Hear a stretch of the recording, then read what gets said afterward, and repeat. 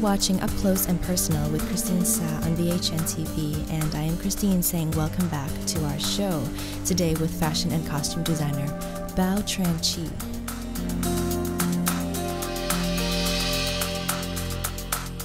In 2007, a monumental movie inspired by the true stories of Vietnamese refugees, titled Journey from the Fall, had commissioned Bao to be their costume designer. As I talked with some of the crew members of this movie, I discovered that Bao was rumored to be famously hardworking. She was one of the first people there every morning and one of the last to leave when the workday was over. Yes, the rumor is true that I was always the first one there and always last one there. Just because you have to.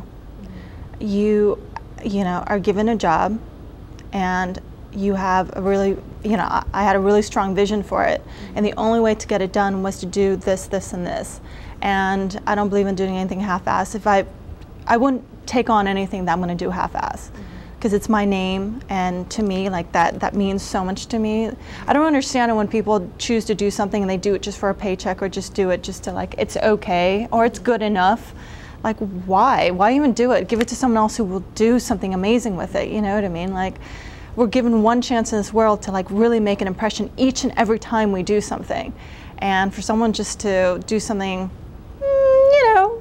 nice, why? And, and it's me. And so I had no, like, anytime I commit to something, I commit to it beyond, above and beyond. And I enjoyed it. It's like, to me, there's no risk, or it's not so much work that's almost painful, it's almost not worth doing.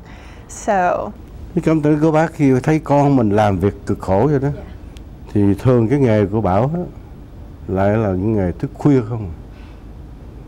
không có ba làm được việc như ban ngày. Vì ban ngày là Bảo còn phải đi mua sắm những cái vật dụng, chẳng hạn hàng vải, những cái đồ để mà tạo ra cái áo, những cái design của cháu nó. Do đó thì bắt đầu từ 5-6 giờ chiều tới 5-6 giờ sáng á, thì đó là cái giờ Bảo làm việc. Mà những cái giờ đó nhiều khi bác lên bác gặp Bảo làm vậy, bác cũng phụ cho con đó, nhưng mà bác chỉ ở được vài tiếng đồng hồ đó, thì bác đã thấy mệt rồi. Rồi khi mà về tới nhà đó, thì là bác lại cứ nằm nghỉ đó, mà thấy mà thương cho con mình. Mình bây giờ mình còn được nằm một giấc ngủ ngon lành, trong khi con mình vẫn còn phải may từ đường kim mối chỉ. Thành thử bác lúc nào bác với bác gái lúc nào cũng vậy, thương con lắm mà không nói ra được, chỉ cứ khuyên cái là ráng giữ sức khỏe vậy thôi.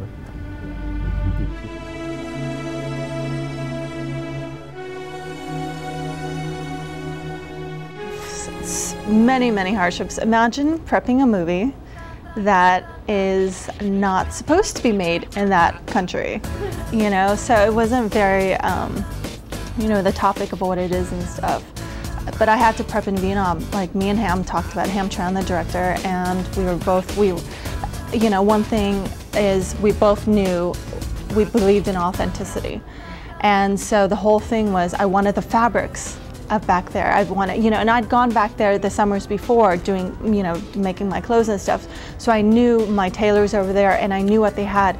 An amazing thing over there is because it is a third world country. I mean, Louis Vuitton is over there right now. Gucci's on the corner, and it doesn't seem like it, but technically it still is, predominantly a third world country. And they'll have fabrics that were still there back from the 70s, or from the 60s, and they're still selling it as, and I found this gold mine of a place where the woman probably all the other, like, modern fabric stores were like, it's awful, it looks so, and I went in there, I'm like, oh my God, this is like authentic stuff. And just, being able to find all the authentic costumes from back then, and just, it was, for a person who designs, a costume designer, fashion designer, like, it was just, there's nothing, like, you can't fake it. You can't fake anything, and you can't fake it when you're trying to do something and it's not, and to have the rawness, the realness of it, it was, but then try taking all of those things that you're not supposed to be making. So I had literally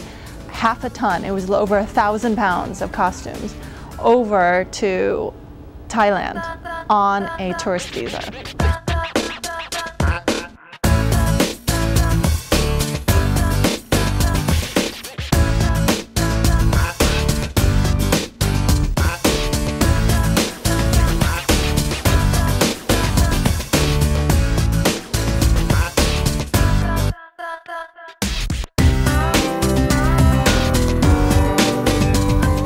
so, you know, and then I remember like another time I had one other person who was in the movie, and they're like, well, can we help you bring over anything just to like, so I'm just like, because he was going over to Thailand first, and I'm like, yeah. And so I had gathered up 100 pairs of used sandals. I had bought brand new sandals, and I'd went around the neighborhoods, like the Ham and stuff like that, you know, where people live and they're really, really poor.